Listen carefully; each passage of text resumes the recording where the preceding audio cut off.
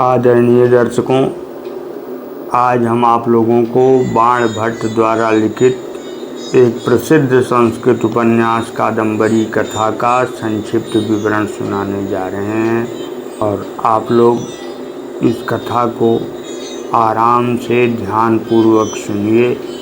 ऐसे लोग जो छात्र हैं उन्हें भी इसमें सहायता मिलेगी और जो महज मनोरंजनार्थ देखना सुनना चाहते हैं उन्हें भी इससे अपार हर्ष महसूस होगा।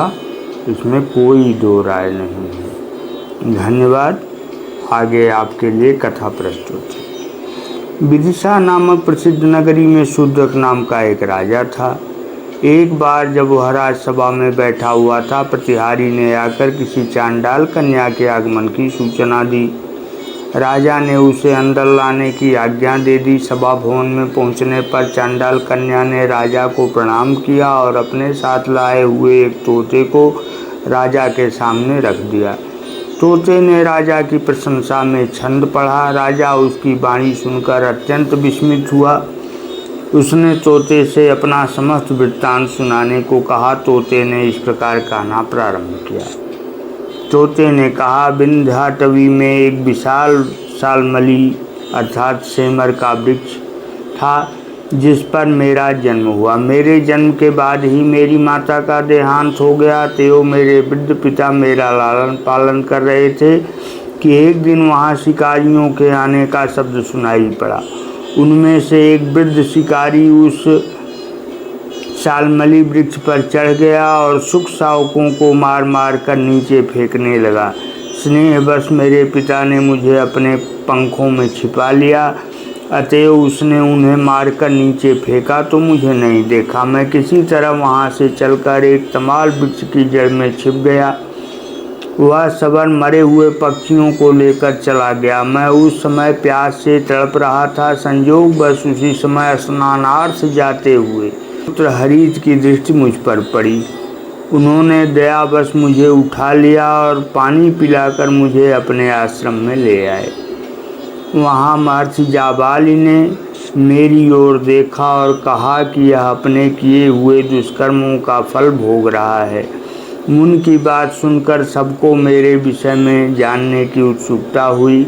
मुनि ने कहा, इसकी कहानी लंबी है, फिर भी तुम लोग सुनना चाहते हो तो सुनो। मालवा की राजधानी उज्जैनी में तारापीठ नाम का एक राजा था। उसकी रानी का नाम विलासवती था। उसके महाबुद्धिमान मंत्री शुकनास की पत्नी मनोरमा थी। बहुत दिनों तक संतानहीन रहने के बाद देवता की आराधना से दोनों दंपतियों को पुत्र रत्नों की प्राप्ति हुई। राजा के पुत्र का नाम चंद्रापीठ रखा गया और मंत्री के पुत्र का नाम वैशंपायन। दोनों बालकों ने अपना शैशव एक साथ बिताया और साथ साथ सभी विद्याओं में निपुणता प्राप्त की। विद्याध्ययन के बाद राजा ने चंद्रापीठ को युवराज बना दिया।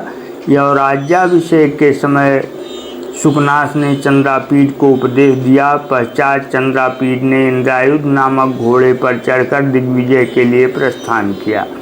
अनेक देशों को जीतते हुए उसने किरातों की राजधानी हेमकूट पर अपना अधिकार जमा लिया। वहीं एक बार शिकार करते हुए उसको किन्नरों की एक जोड़ी दिखाई दी। उसका पीछा करते करते वह बहुत दूर चला गया। सब साथी बिछुड़ गए। वह प्यास से व्याकुल होकर जलाशय की खोज करते करते अक्षोत सरोवर पर जा पहुंचा। वहां के शिव मंदिर में तपस्या करती हुई एक परम सुंदरी कन्या महाश्वेता ने उसे देखा। बाद में उन दोनों का परिचय हुआ।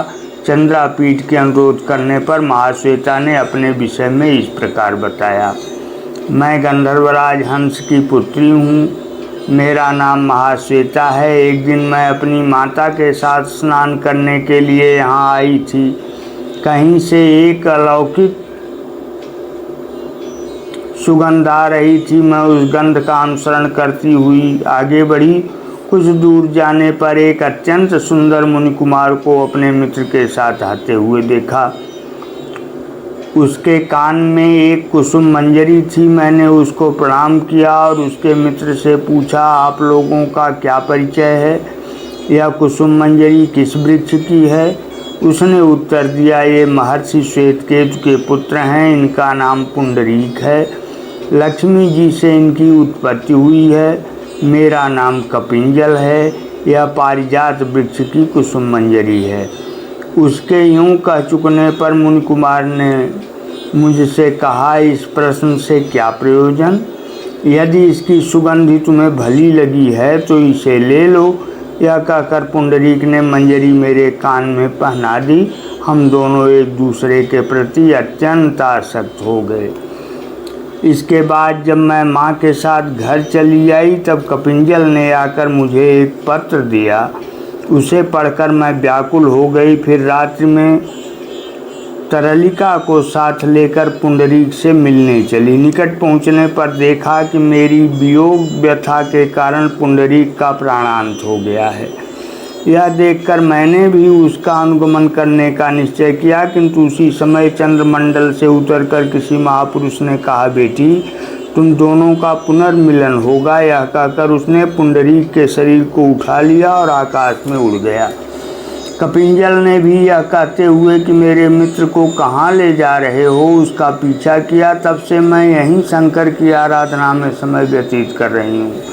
चंद्रापीठ के यह पूछने पर कि तरलिका कहाँ है, महाश्वेता पुनः कहने लगी, गंधर्वराज चित्ररथ की पुत्री कादम्बरी मेरी अभिन्न सखी है। उसने प्रतिज्ञा की है कि महाश्वेता के सशोक रहने पर मैं भी विवाह नहीं करूँगी, अर्थात जब तक महाश्वेता को शोक रहेगा तब तक मैं विवाह नहीं करूँगी। उसके पिता के अनुरोध से मैंने तरलिका को उसे समझाने के लिए भेजा है। उसके पिता के अनुरोध से मैंने तरलिका को उसे समझाने के लिए भेजा है। दूसरे दिन महाश्वेता जप कर रही थी और चंद्रापीठ भी नित्य कर्म में लगे हुए थे। इतने में तरलिका कादम्बरी के एक अनुचर के यूरक के साथ वहां आ गई। महाश्वेता ने यह कहते हुए कि चलो मैं अभी आ रही हूँ के यूरक को लौटा दिया। पश्चात चंद्रापीठ को लेकर स्वयं कादम्बरी को समझाने के लिए चल पड़ी। वहीं पर चंद्रापीठ और कादम्बरी में परस्पर प्रेम हो गया। कादम्बरी के अनुरोध पर चंद्रापीठ उस दिन वहीं ठहर गया। दूसरे दिन कादम्बरी से विदा लेकर राजकुमार अपनी सेना में आ पहुंचा, जो उसे ढूंढती हुई अछोत सरोवर तक आ गई थी। यहाँ सबसे मिलकर चंद्रापीठ पत्रलेखा के साथ पुनः कादम्बरी से मिलने के लिए चला गया।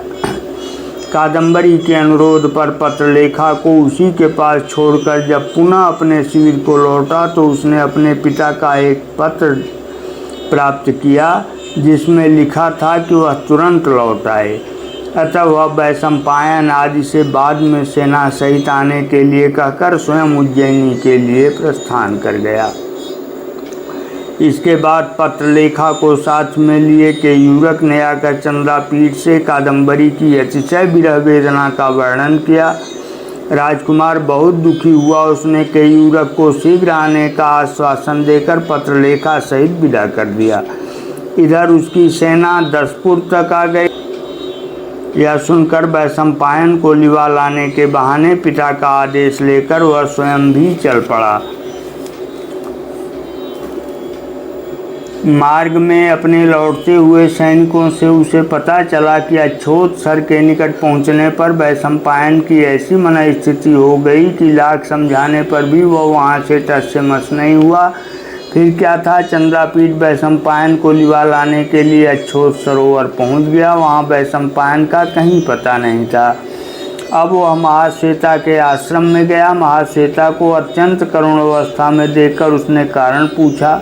महाश्वेता कहने लगी, आपके चले जाने के पश्चात यहाँ एक ब्राह्मण युवक आया। वह बार बार मेरे मना करने पर भी मुझसे प्रेम की याचना करने लगा। मैंने क्रुद्ध होकर उसे सुख योनि को प्राप्त हो जाने का श्राप दे दिया।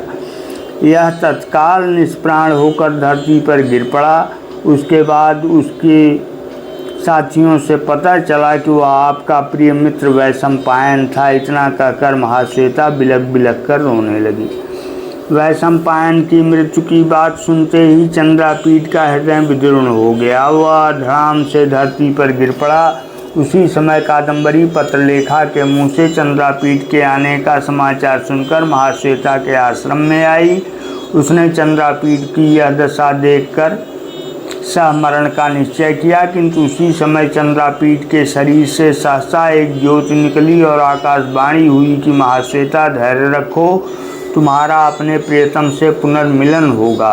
कादम्बरी, तुम चंद्रापीठ के शरीर को सुरक्षित रखो, इसका अग्नि संस्कार न करो या पुनः जीवित हो जाएगा। उसी समय पत्रलेखा इंद्रायुध अश्व को लेकर अक्षोत्सर में प्रविष्ट हो गई। कुछ देर बाद उसी सरोवर में से कपिंजल निकला। वह महाश्वेता से कहने लगा, पुंडरीक के शरीर को ले जाने वाले महापुरुष हुआ मैं चंद्रलोक पहुंचा। ले जाने वाले महापुरुष का अनुगमन करता हुआ मैं चंद्रलोक पहुंचा। वहां उसने मुझसे कहा, मैं चंद्रमा हूँ। महाश्वेता की विरहाग्नि में तड़पते हुए तुम्हारे मित्र पुंडरीक ने मुझे निष्कारण श्राप दिया था कि तुम मृत्युलोक में 2 बार जन्म लेकर वियोगाग्नि में तड़प तड़प कर प्राण त्याग करोगे। इस पर मैंने भी उसे श्राप दिया था कि तुम भी मेरे साथ सुख दुख भोगोगे। क्रोध दूर होने पर महाश्वेता के दुख को देखकर मैं पुंडरीक के शरीर को सुरक्षित रखने के लिए यहाँ ले आया हूँ। तुम यह समाचार महर्षि श्वेतकेतु से जाकर बता दो। चंद्रलोक से लौटता हुआ मैं शोक मूढ़ होने के कारण एक महर्षि से टकरा गया। उन्होंने मुझे श्राप दे दिया कि तुम अश्व हो जाओ। मेरे अनुनय विनय करने पर उन्होंने कहा, मेरा श्राप टल नहीं सकता। हाँ, इतना होगा कि तुम शीघ्र अश्व योनि से छुटकारा पा जाओगे और उस योनि में भी तुम ज्ञान ध्यान रखते हुए अपने मित्र के साथ ही रहोगे। इसलिए चंद्रदेव चंद्रापीठ हुए, मैं उनका वाहन इंद्रायुध हुआ और पुंडरीक चंद्रापीठ का मित्र वैशंपायन ही था, जो तुम्हारे हिसाब से सुख योनि को प्राप्त हो गया है। इतना कहकर कपिंजल आकाश में उड़ गया। महाश्वेता रोने लगी। कादम्बरी चंद्रापीठ के शरीर को देवोचित पूजा के साथ शिलातल पर रखकर दिन बिताने लगी। इधर जब चंद्रापीठ और वैशंपायन के माता पिता को यह दुखद समाचार मालूम हुआ, तब वे लोग भी वहीं आकर देवाराधन करने लगे। इतनी कहानी कहने के पश्चात महर्षि जाबाली ने ऋषियों से कहा, महाश्वेता के साप से सुख योनि को प्राप्त वैशंपायन ही यह तो सुख है। यह सुनकर मुझे अपने विगत जन्म की समस्त विद्याएं स्मरण हो आईं और मैं जातिस्मर हो गया। दूसरे दिन प्रातःकाल मेरे पास कपिंजल आया। उसने बताया, पिताजी सकुशल हैं, वे तुम्हारे उद्धार के लिए अनुष्ठान कर रहे हैं। अनुष्ठान की समाप्ति तक तुम यहीं रहो। इतना कहकर वह चला गया। मेरा पालन पोषण वहीं मुनिकुमार हरित के द्वारा होने लगा। जब मुझ में कुछ उड़ने की शक्ति आई तो एक दिन मैं महाश्वेता आदि से मिलने के लिए वहां से उड़ चला। थोड़ी दूर आने पर मैं थक गया और वहीं सरोवर के तट पर एक प्रशांत निकुंज में सो गया। नींद खुलने पर देखा कि मैं एक बहेलिए के पास में आबद्ध हूँ। लाख गिड़गिड़ाने पर भी उसने मुझे नहीं छोड़ा, लाकर इसी चांडाल कन्या के हाथ में सौंप दिया। इसी ने आज तक मेरा पालन पोषण किया है। इस समय आपके समक्ष क्यों ले आई है, यह जानने की मुझे भी उत्सुकता है। इतना कहकर तोता चुप हो गया। इसके बाद राजा के पूछने पर चांडाल कन्या ने कहा, हे कादम्बरी नयनानंद चंद्र, आपने अपना और पुंडरीक का वृत्तांत सुन लिया। मैं पुंडरीक की माँ लक्ष्मी हूँ। इस सुख योनि में भी इसने पिता की आज्ञा के विरुद्ध कामवश होकर कार्य करना प्रारंभ किया। अतएव मैंने इसको कैद करवाकर पिंजड़े में बंद रखा। अब आप दोनों के शापावसान का समय है, अतएव मैं इसको आपके समक्ष ले आई हूँ। आप दोनों अपने प्रियजनों के समागम का आनंद लें। यह कहकर चांडाल कन्या अंतर्हित हो गई। अपने पूर्व जन्मों का वृत्तांत सुनकर शूद्रक और वैशंपायन दोनों के हृदय वियोगाग्नि से जलने लगे। असह्य पीड़ा के कारण दोनों ने प्राण त्याग दिए। इधर मधुमास के आगमन से कादम्बरी भी कामार्त होकर चंद्रापीठ के शरीर का आलिंगन करने लगी।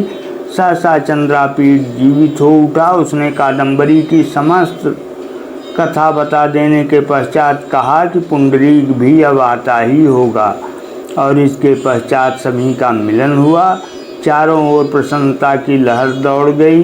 चंद्रापीठ और पुंडरीक अपनी अपनी प्रियतमाओं यानी कादम्बरी और महाश्वेता के साथ परिणय सूत्र में आबद्ध होकर आनंदपूर्वक जीवन बिताने लगे। कादम्बरी की संक्षिप्त कथा है, किंतु इसको बाणभट्ट ने इतने विशद वर्णन में पूरा करने का निर्णय किया था कि जिसका कुछ कहना ही नहीं। विद्वान तो थे ही, यह सब सिद्ध हस्त व्यक्ति थे, कुछ भी सोचते करते लिखते थे। इनकी कल्पनाएं बड़ी सजीव हो उठती थीं, किंतु किस्मत को कुछ और ही मंजूर था, भाग्य में कुछ और ही लिखा हुआ था, और बाणभट्ट से यह उपन्यास पूरा नहीं हो पाया।